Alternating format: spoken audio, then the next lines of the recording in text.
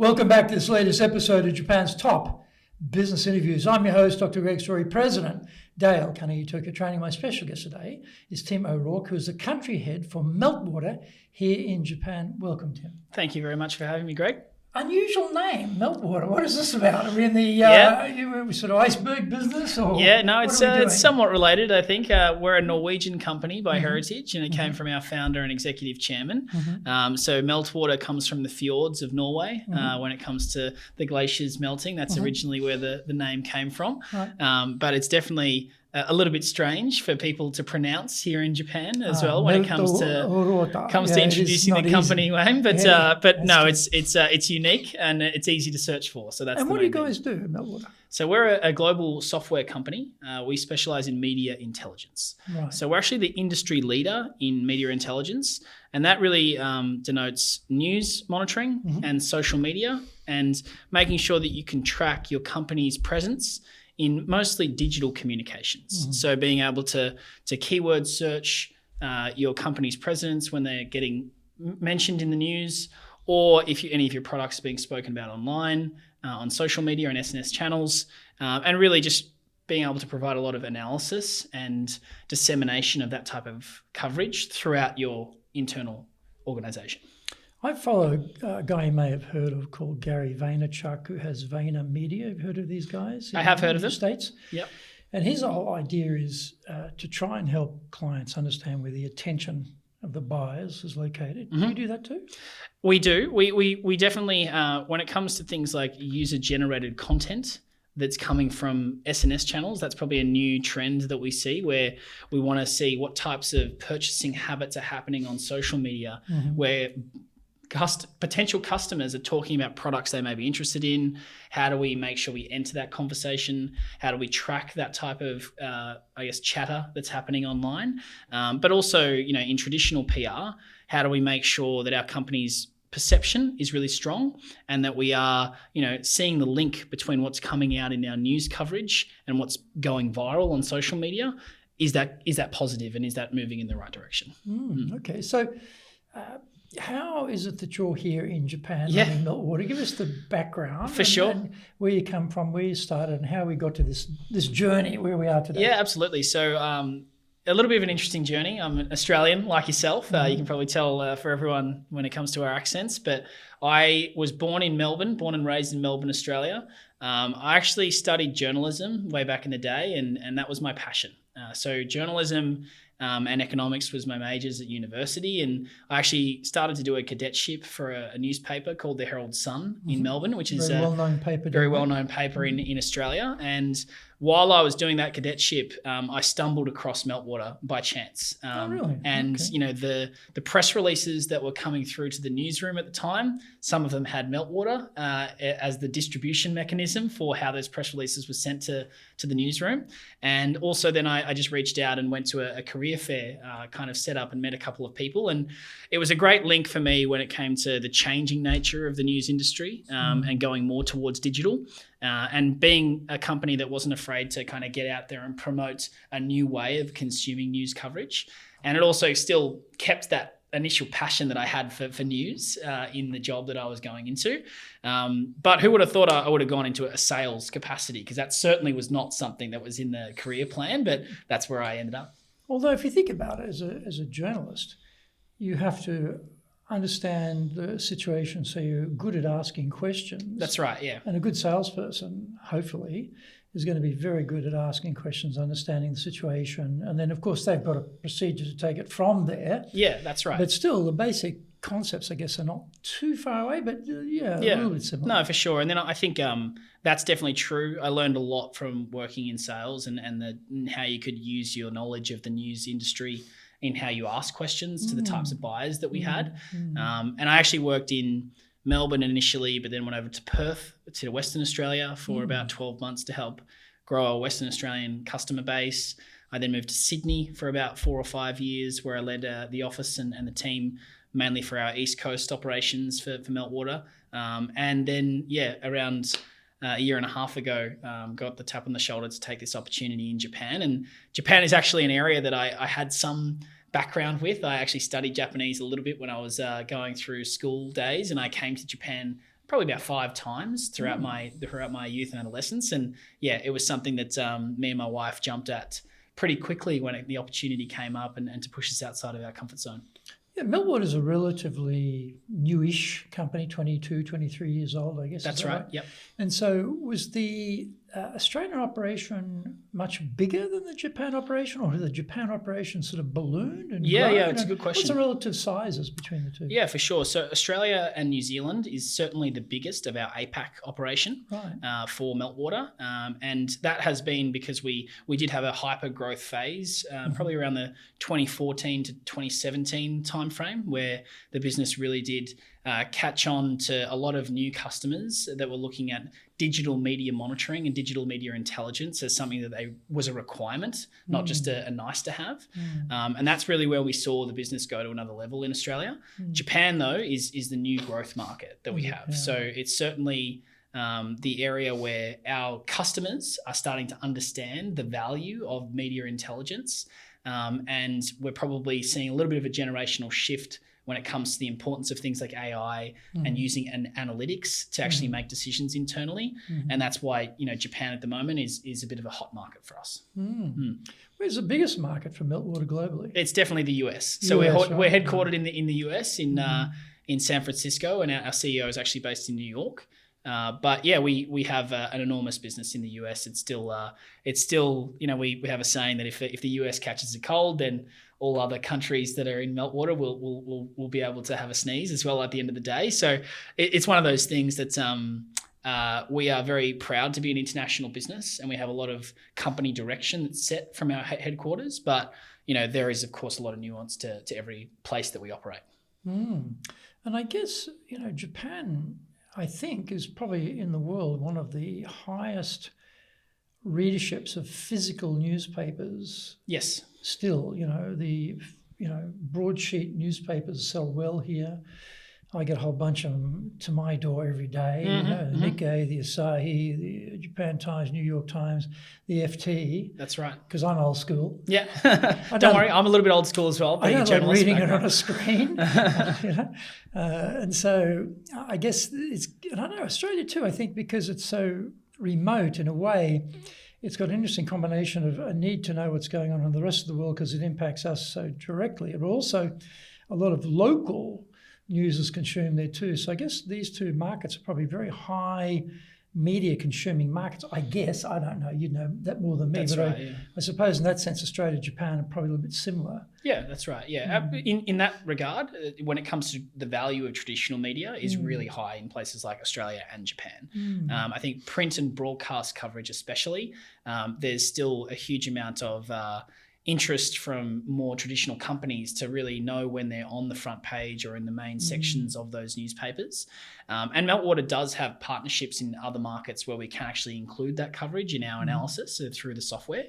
But there's no doubt as well that if you're not on digital media and if you're not looking at the insights that can be gleaned from digital media, then you are definitely behind the 8 ball. And really our persuasion game that we're having in places like Japan is really understanding, yes, you need the traditional, but you're missing out, or you're not at the cutting edge of where your industry is going if you're not tracking what's happening on social media, or even looking outside of Japan. So looking at international online news sources. Do you track Line as well?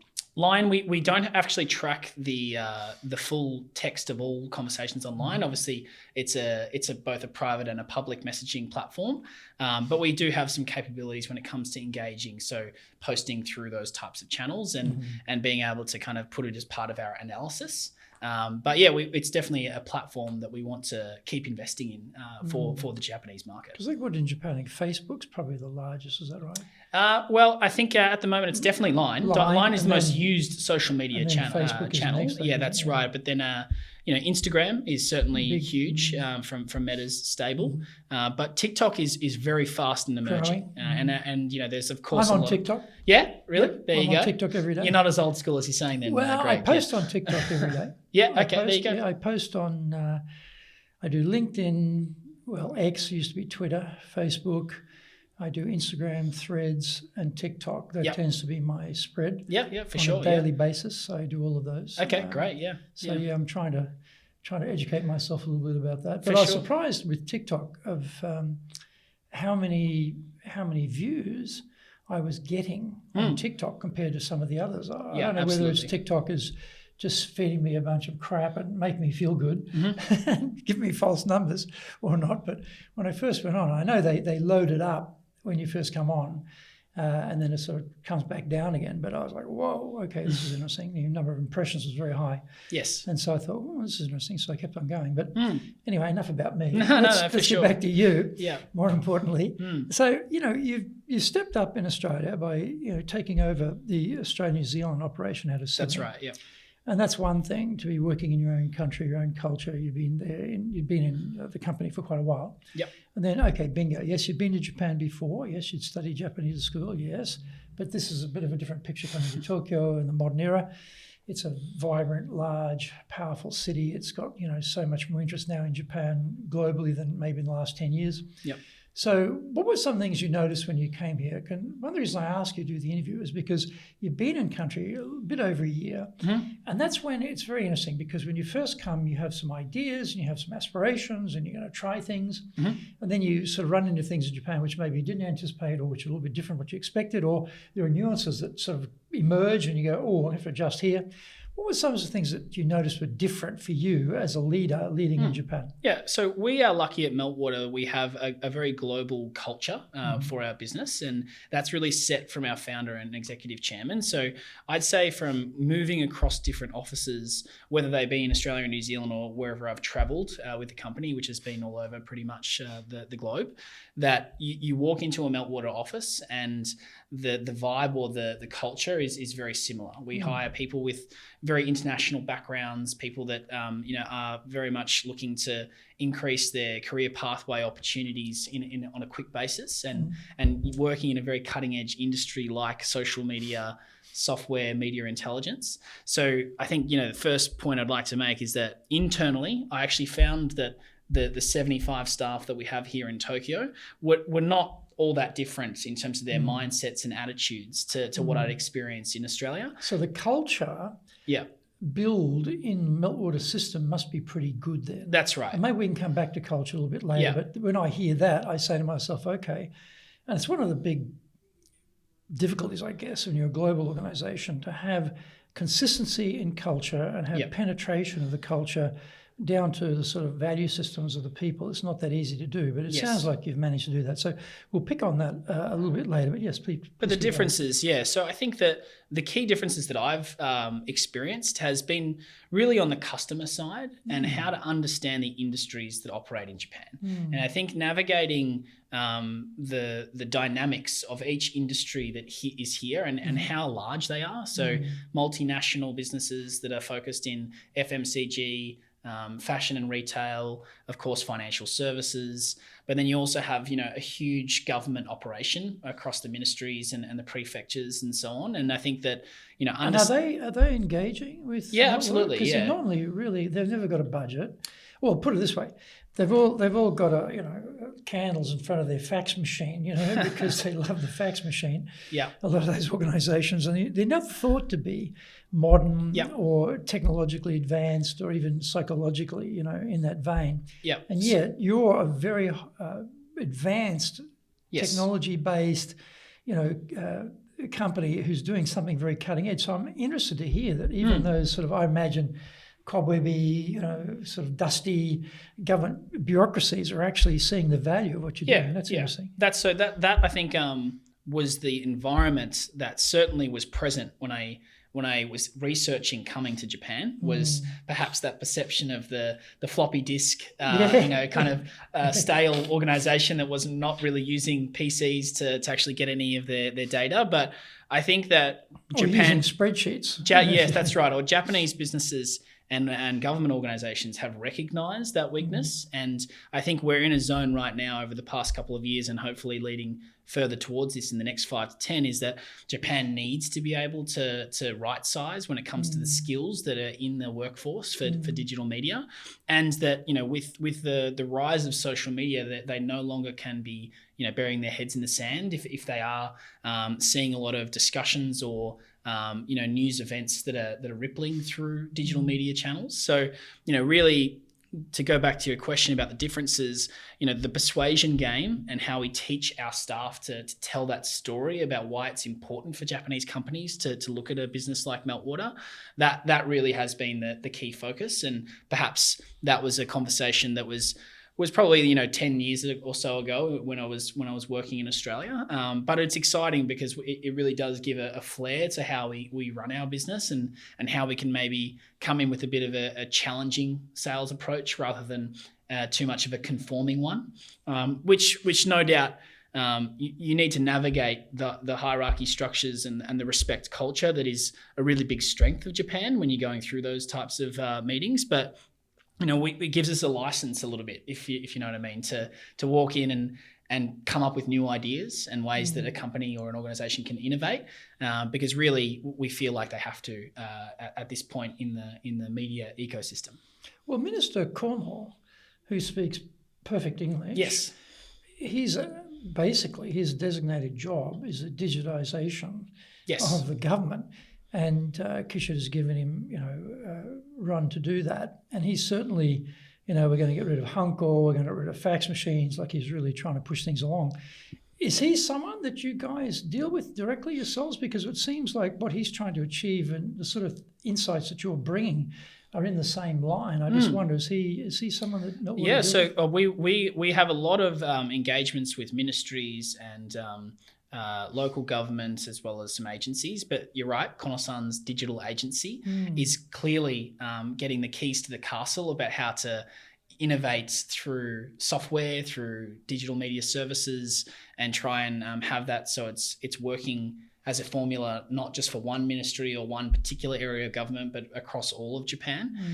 So we're in the process now of building our relationships with different government entities so that we can perhaps, have a bit of a momentum track to how we actually, would be a registered vendor, if you will, for the digital agency.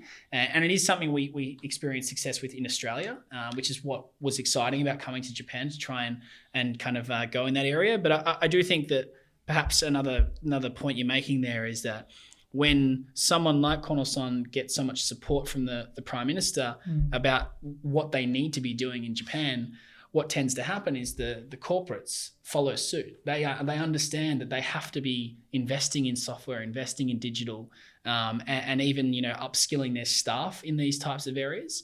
And that has a knock-on effect for businesses like Meltwater, and it's, to be honest, like a bit of a sales pitch of ours that we the whole country is realizing that we need to be able to use these services better, and that's why you need to be open to having a chat with us. Well, I'm interested in the registration process to become a vendor for that ministry, because normally those sorts of things are just very fraught and time-consuming and difficult. But having said that, I mean, I won't say the name of the international company we're dealing with, multinational company we're dealing with, but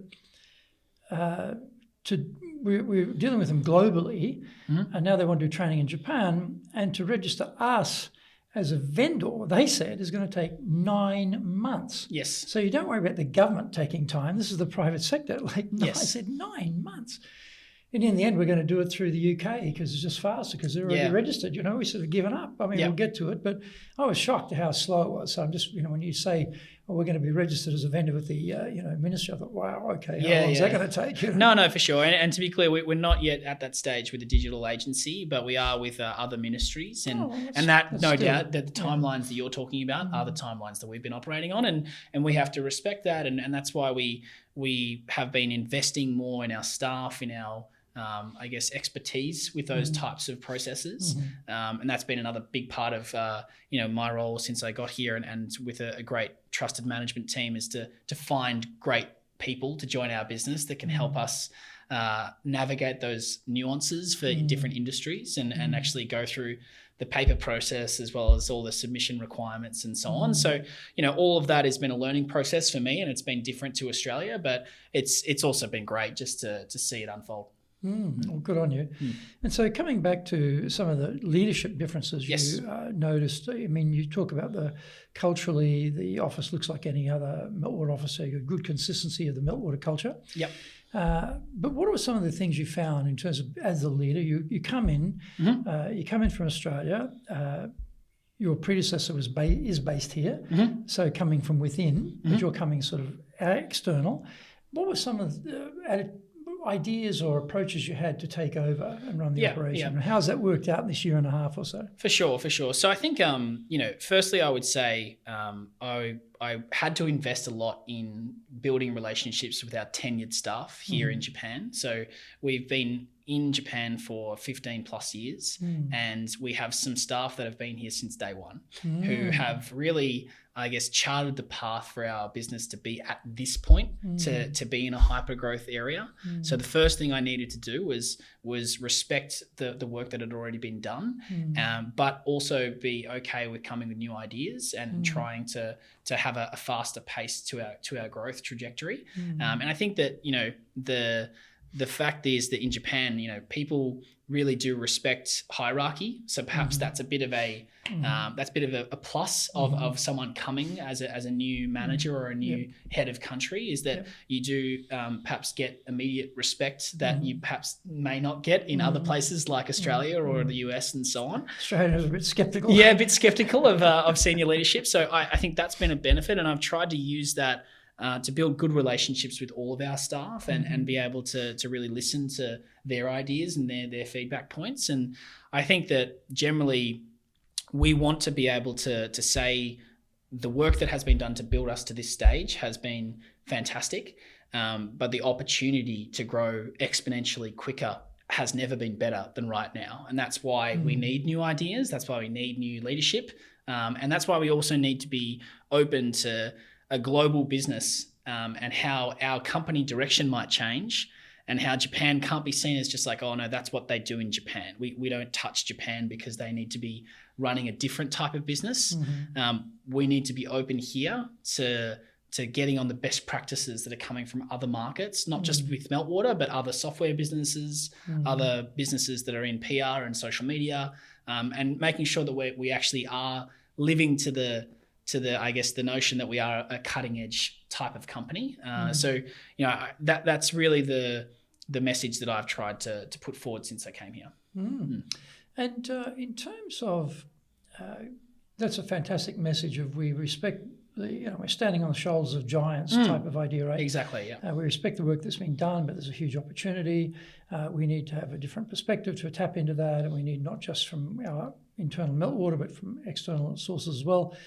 That's storytelling, and that's persuasion power, and this is your business, so you guys should be pretty good at it, right? Yeah. So in terms of what have you found worked well to engage the team to get behind that story that you're telling? So I think, when it comes to a great management team, I think that's number one. If I would How say many that. people in the management team here? So we have, like, in terms of frontline managers who really have people responsibilities for the different teams that we have, there's 6 at this stage. But we do have like a senior cohort that has been here for many years and who have at different stages been frontline managers, but now find themselves in expert fields when it comes to mostly our enterprise business and working with those industries that I mentioned before, and that they still form part of our kind of senior management team. And I think getting trust with that group is always number one. I don't know, no matter if you're in Japan or Australia. And I think that for Japan, it probably has a bit more of a premium on it, because you can really have a consistent message across all of the different teams that we have. And also I'd say how do you build that trust? When you talk about that I build trust. That's a very headline. No, for sure. But people are sitting at home listening to this and going, great, well, how'd you do it? What's the nuts and bolts of how you go and do that? For sure. So a really simple one for me, which may come as a surprise or not to people, is just the fact of showing up day in, day out. And I'm someone that... It means not working from home? For me, that is what works. So we're a flexible business. We're obviously... We have a 3-day-a-week policy for coming into the office, but...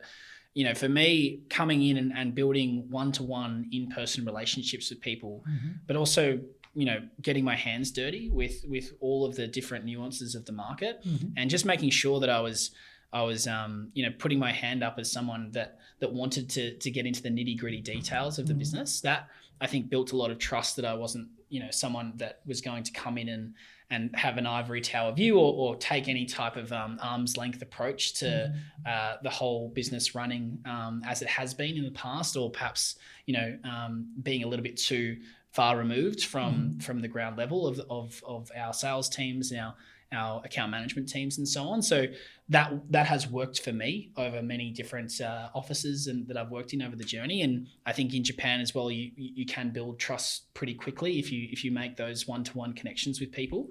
And I'd say as well, respect. There's no doubt about it. You need to show a lot of respect here in Japan for, as I said, the work that's already been done, and also making sure that people understand that you need to learn the practices of the Japanese market. It's on me to learn those things. It's not on others to change their way of doing business when it comes to the hierarchy structures or the things that are very embedded in the Japanese culture. I need to be able to put my hand up and say I need to understand how I can contribute positively to those types of things. And I think that has been an area where I hope anyway that some trust has been built over the past 18 months. In that vein, I mean, sometimes, I don't know about Meltwater's case, but sometimes leaders are sent into Japan and they're given their marching orders. Okay, you need to turn this around, you need to ramp this up, or you got to accelerate this. And so you've got this headquarter-driven agenda. Yes.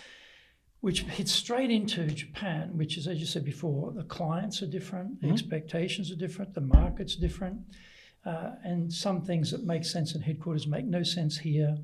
Some things that we do here, they're inexplicable. Why would you do it like that? You should change that. Tim, fix that. So you've got this tension between you come in, headquarters has a certain expectation. I don't know about Meltwater's case. Maybe they are more clever than some other companies who are just driving the person who's sent to run the organisation in maybe the wrong direction, and not taking the time to build a trust and just sort of crash through a crash type of approach. So how does that work? Because there is a tension sometimes between that headquarter-driven agenda and the local agenda, which reflects usually the client need.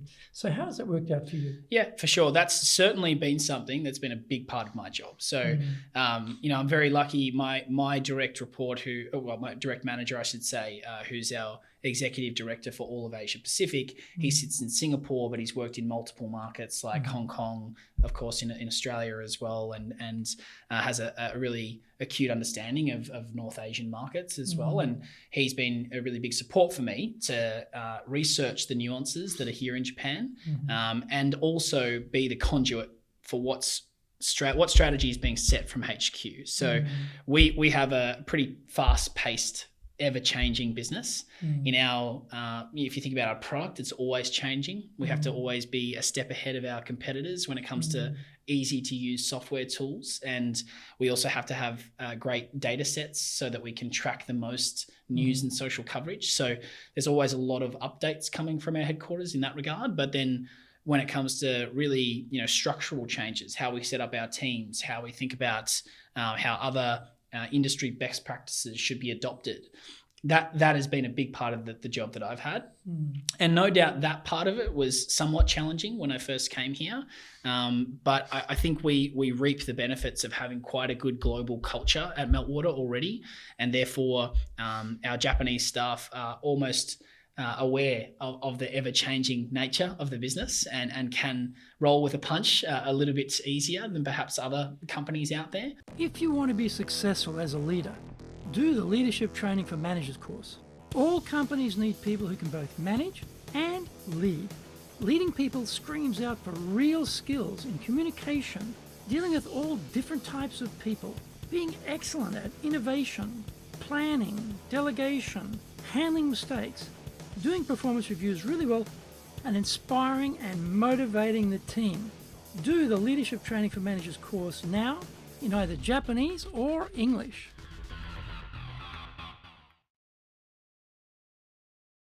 Are you doing business with Japan? Do you really know how things work? Japan Business Mastery provides the answers.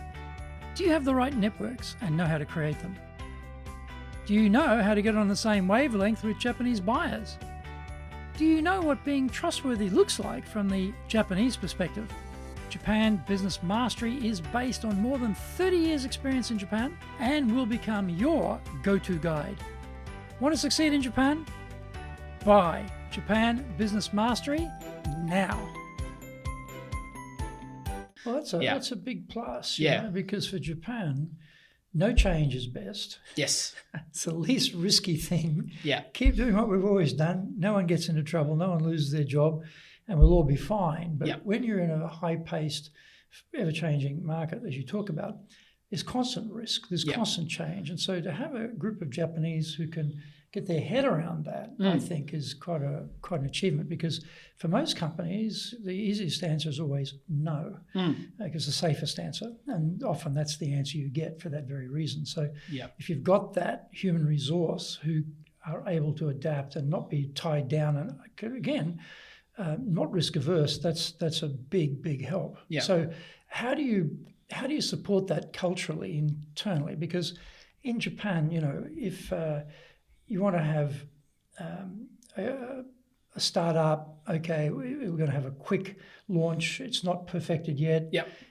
You know, simple, get in the market, and then we'll tailor it based on the feedback from the clients. Yeah. That doesn't work in Japan. Yeah. It hits the market. It's not perfect. No one wants it. So that idea that you're going to build it on the way doesn't really work here. It's got to be right from day one. So you've got this drive in the culture to have perfection in everything. And yet, at the same time, you're asking people to take risks, make mistakes. So you've got to have a culture that deals with mistakes, with failure. So what's the Meltwater Japan culture around that? Yeah, so I think it goes back to hiring, I think, a lot of the time. So, you know, when we hire new candidates, well, first of all, we spend a lot of time hiring, and we need to find people that are, you know, fitting how we want to have that persuasion game flow through to the conversations we have with prospects and customers. So we need to spend the time finding people who are more open to that challenging environment and pushing themselves outside their comfort zone. But we actively ask people to make a lot of mistakes when they first walk in the door on day one, especially in their first weeks and months at the business. And you know, the quickest way to develop is by making mistakes in the first 6 months of your career. That's the time when really you're given the license to make as many mistakes as possible. But then also, you know, going back to that point around perfection and wanting to see really successful people and how they've done the job. You know, we're lucky because we have those people in the business, people that have been fantastic at sales, been fantastic at retaining customers, really good product knowledge people that have shown really good success and have a playbook there that others can use to their advantage. And that's when you can see things like career progression, you know, be a little bit quicker. Because I think perhaps another benefit of being a Western company with a global culture is that, you know, we're not afraid to invest in young people or people at the start of their Meltwater journeys. And if you show really good success early in your career, you might be ready for a step up into an even more senior role and challenging role a little bit quicker than you would in another traditional Japanese company. So I think that just finding the right balance between those areas is really important. And, you know, we want people to I guess make sure that they feel like they're getting a Japanese experience at the company, but they also have career progression opportunities that are different to how it would be at other Japanese organizations. So, you know, if I hear when I come in for 6 months, break the eggs, make the omelette, you know, go for it, I might be thinking, I'm not too sure about that. Yeah, for sure. So what happens when they make mistakes is the proof in the pudding here of that was just words. Yeah. And then next thing you know, whack over the ear because you screwed something up. Yeah, for sure. Yeah, make a mistake. What? Bang. Yeah. Oh, you know, and opposed to you make a mistake and then that's treated in a certain way. And you realise, oh, that wasn't just rhetoric. That was actually, they meant that. It was true.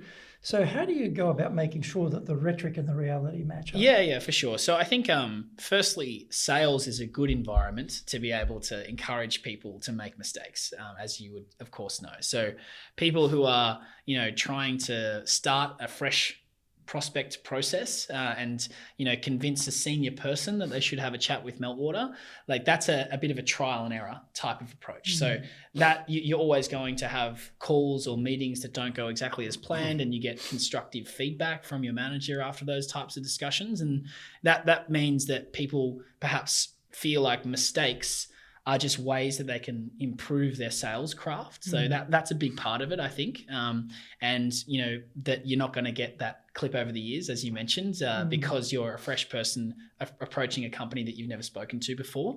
And I also think that, we want to be able to have people shadowed by a direct manager when they are in those mistake environments, and be able to help them and show that they're getting support through that process, but also that they can help with the correction of some of those mistakes in a quick fashion, and be able to, see results quicker by that type of process.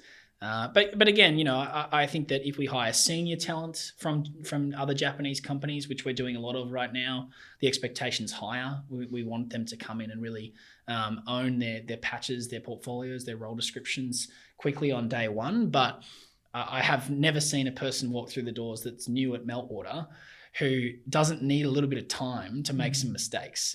No matter how many years experience they have in their markets or in the industries, you always need to be able to encourage people to push themselves outside their comfort zones. And that's why hiring is just really important. And what about with idea generation? Because as you say, it's a very fluid industry. And an idea that was relevant 5 years ago today may not be so relevant. So you're constantly looking for updating the ideas, fresh ideas, this type of thing. So how do you get ideas generated from the team? Now you, with your experience in Australia and New Zealand, running that market, you're plugged into headquarters because you're the top guy in Japan. You obviously probably get a lot more information than they get from inside the company. So that tends to generate ideas on your side about direction, we should go here, do this.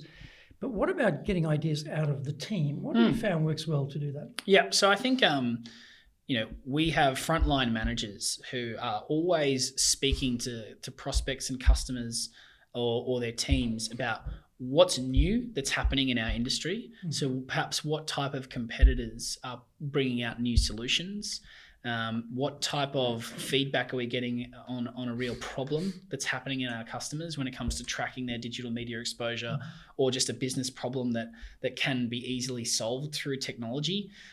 That's where a lot of the ideas come from in terms of how we would have maybe a new approach to our sales strategy, or a new approach to understanding how we can use customer stories from other markets. So again, a lot of my part of the job is to convince our Japanese people that there's really good best practices that are happening in APAC and all over the world from other Meltwater teams, and how can we bring those into Japan. But also there's a ton of amazing stuff happening within our Japanese team. How do you harvest the ideas? I mean, one of the problems is you've got 75 people, right? Yep. So you're only one man. I know you're a busy guy, but you're still only one man. There's 75 people. There's a lot happening across a broad range of industries, a lot of interactions with different companies. Yep. So ideas are popping up probably all the time. And as you say, as they have conversations, things happen. How do you harvest all that? Yeah. So I think probably two things. I'd say, again, we have an Asia Pacific business that's very connected, and we have leaders in different markets who are actually attached to our Japanese organization.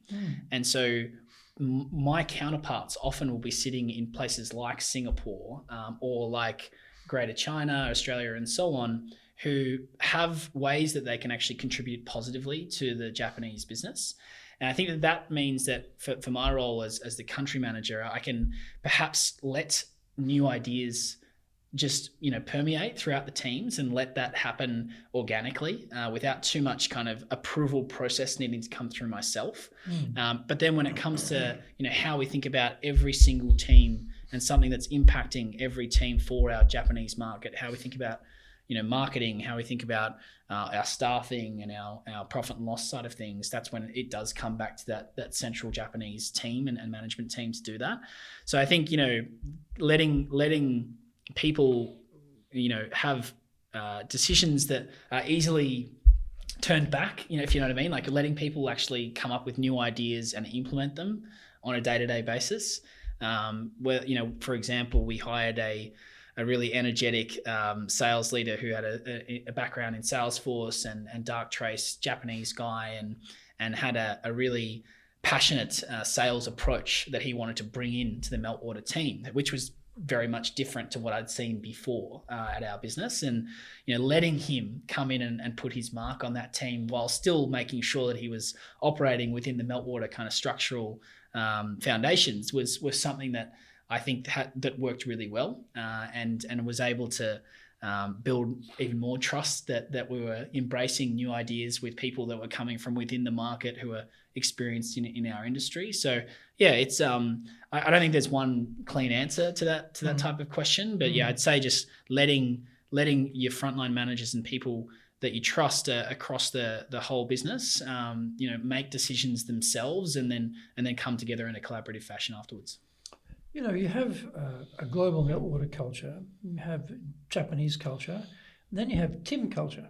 Yeah. So how do you go about creating the culture here locally? Because as a leader, you naturally want to put your stamp on how things run here, because from my point of view, that's the best way to do it based on our accumulated experiences. So what have you done to put a Tim culture on the organisation here? Yeah, so I think I learned working in 4 different offices within Australia, how to take the best practices of each of those leadership opportunities that I had. And I think that, the simple version of that answer is probably, the showing up every day, the getting down in the nitty-gritty details, having a really good work-life balance coming from myself as well, in terms of, when I'm in the office being 100%, but then giving people a license to enjoy their time away from work as well has been a really important part.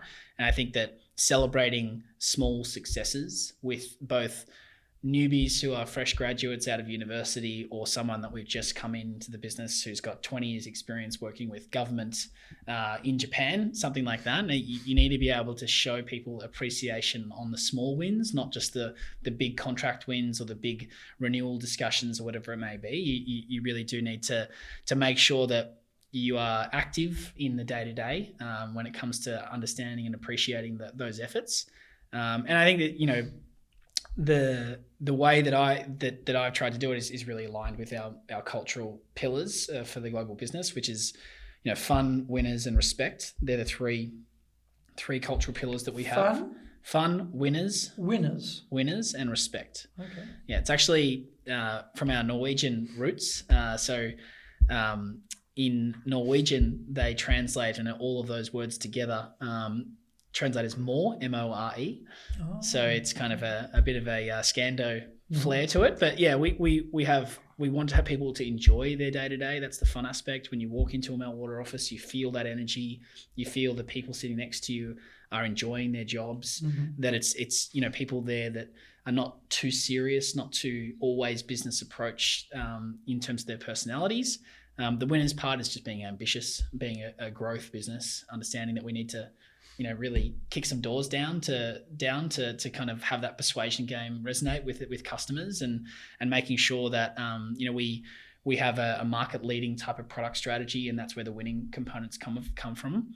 And then the respect piece is very similar to what I just spoke about Japanese respect. So no sharp elbows, making sure that you respect the product, making sure that you respect the customers and how they operate, and just making sure that you kind of have a duty of care to make sure those cultural pillars really do, really are consistent for everyone that walks in the door. If someone rang you up and said, "Hey Tim, I'm going to be sent to Japan to run an operation there. Yeah.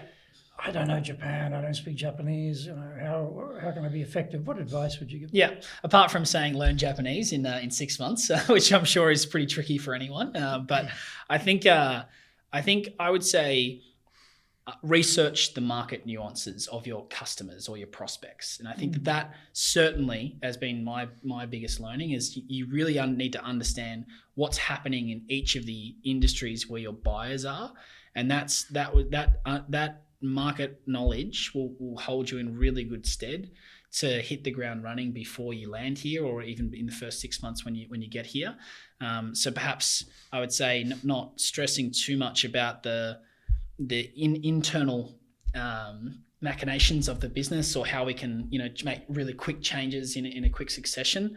You need to understand where the market is, and how your customers might be reacting to your pitches. I think that's probably the thing that I would give advice to anyone coming here. And then I think I would just say, show respect, and show respect for all facets of the existing business, and make sure that you're always respectful in the way that you speak to employees at the company, and that you take the time to understand like where their career paths have led towards. Your first meeting with them, and potentially, the small amount of help that you might give them with progressing it even further. That will really hold you in good stead in Japan. Anything else you can recommend they do? I think,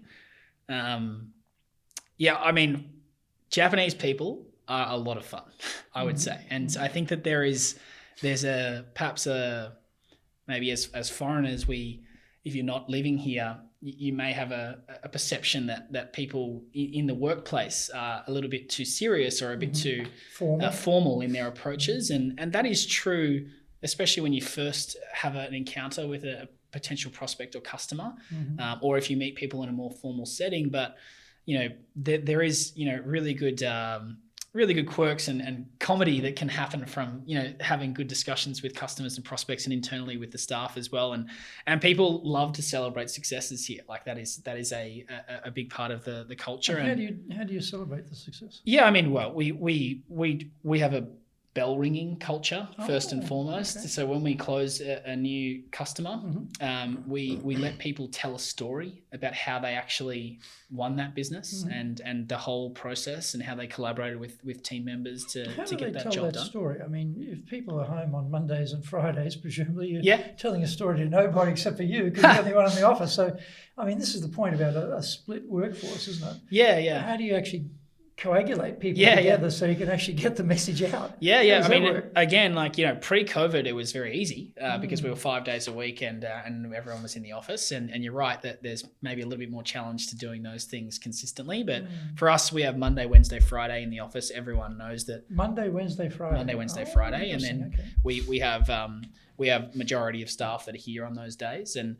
that's when you should expect to hear some stories from those bell rings, and people actually talking about the solutions that the customers will be getting from how they've closed that deal, and that's good learning for other people within the business, and that's great to celebrate those types of wins. So what do you have, like a town hall or something when this comes up? Or just like everyone together, or? just get everyone together, and the bell gets rung, and then people stand around and listen to the story, and it only takes a couple of minutes. That's true, and people get shout outs. So if you've contributed to the deal in any small way or big way, then you'll get a shout out, and people will recognize the hard work that's been done there to help with that process. And just making sure that you give people, even if they're very junior in their career, a chance to kind of speak to the wins that they've had.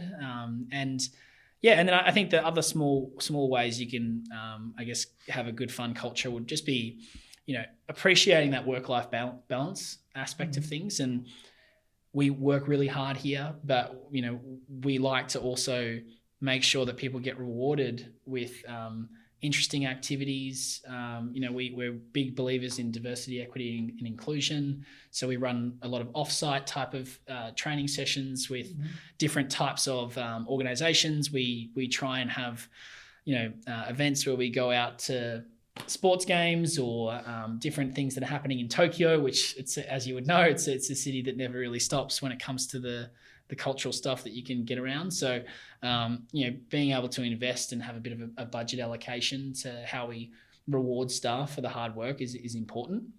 And I think that, the accumulation of those little things, does matter with people, especially when they feel like they're working really hard.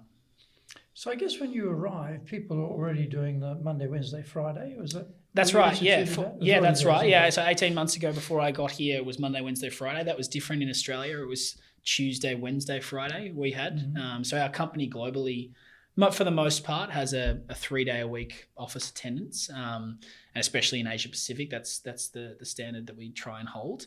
We have flexibility for really tenured staff, people with families and commitments and so on, but that has worked really well for us. And in Japan, again, this is probably something that was there before I got here, and the respect I had to show to what was being built from our senior team is that Monday mornings, it was a great atmosphere of the Monday morning meetings, getting the whole team together, reflections on the previous week, what the goals are for the coming week, making sure that we kind of set an agenda as to how we want to approach things for those next 5 days. And, that's always a really good start to the week. And then Fridays, we do something called wrap up, which basically is when everyone relaxes a little bit more. This is every Friday? Every Friday, all teams come together at about 5 p.m., 5:30 p.m. and we just, share some highlights of the week, things that we've learned, much more casual type of conversation. And that's really where we can kind of sign off the week and let people enjoy their Saturday, Sundays and make sure that they're not feeling the pinch to keep working. So, yeah, little things like that, I think, do go a long way. What habits have you built up over the years as a leader, which you feel have served you well? Yeah. So I think habits for me have been around, when I'm showing up in the office to give 100% throughout the business hours side of things and really make sure that I'm extending myself to all members of the team that can be helped or I feel I might be able to give some help to. And that's probably a simple one. And I'd say, looking at some of the habits that I've tried to get better at over time is forecasting, understanding profit and loss, understanding how professional you need to be in your system management. So I'd say for a software company like us, system management is a huge part of the job. Being able to report up to headquarters about the tracking of our progress on a business front in weekly, monthly, quarterly basis, that they're administrative skills that I've learned over time, and that's come with 12 years of experience, just constantly adding more skills to that type of skill set. Weekly sounds a bit tough. Weekly is more of a, when I say weekly, it's, using Salesforce, using like our CSM systems, understanding, what's in the pipeline, how we can, look into how it's going to roll into a quarterly forecast. How do we make sure that there's no, associated risks with certain pockets of the team, understanding how we need to, look at progress goals on a week-to-week basis. That's, of course, more done on the frontline manager area than myself, but it is really important to how the overall global business is run if everyone's kind of singing to that same hymn sheet. What about other leadership habits which have served you well? Yeah. So I'd say,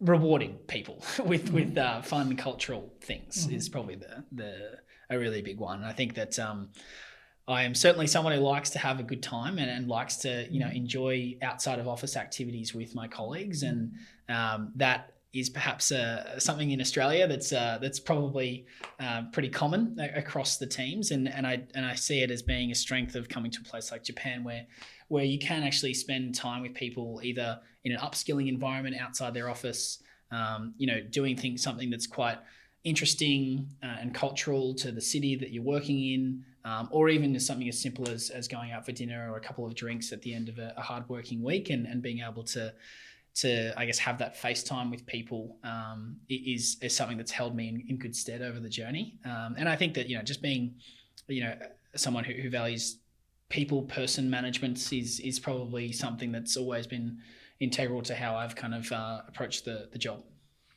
Business is up and down. I mean, who could have predicted COVID and all the things that have happened? Who could have predicted a land war in Europe? Yes. Now we've got the Middle East. It's just never ending. So as leaders, we have to be resilient. So what have you found works well for yourself to remain resilient in the face of challenges and issues?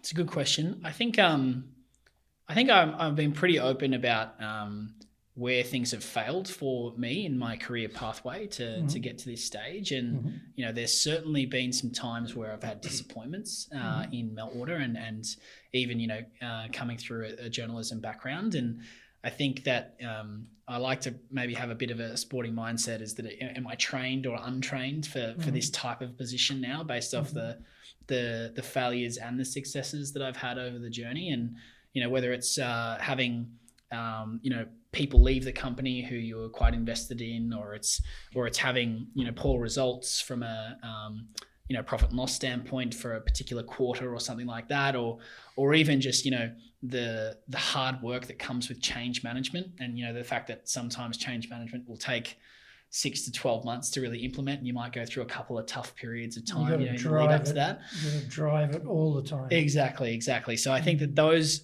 things I would say have been, things that have built up over time, where I can now approach the role and say, okay, well, if a big change happens, or if something that I need to do to help facilitate a change is there, that, I've done it before, and I can learn from how it hasn't worked in the past or it has. What would be your definition of leadership? I think just, I kind of echoing the points that I've made, I'd say, getting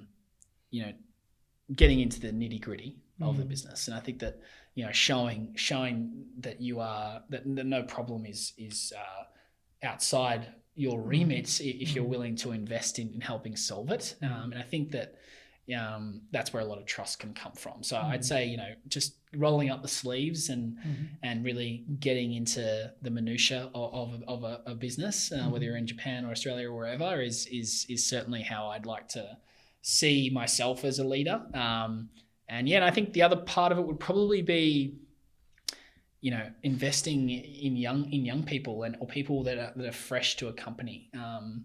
Again, that I think is quite relevant for Japan, because perhaps it's a little bit trickier here to navigate those waters, because people who are tenured at a company should always be rewarded a lot in traditional types of organizations. But being able to see great talent walk in the door, no matter where they've come from, and be successful and be given opportunities, I think that's a really important part of being a leader. Well, thank you, Tim. Thanks, Greg. Really appreciate it. Thanks a lot. And please join us again for our next episode of Japan's top business interviews.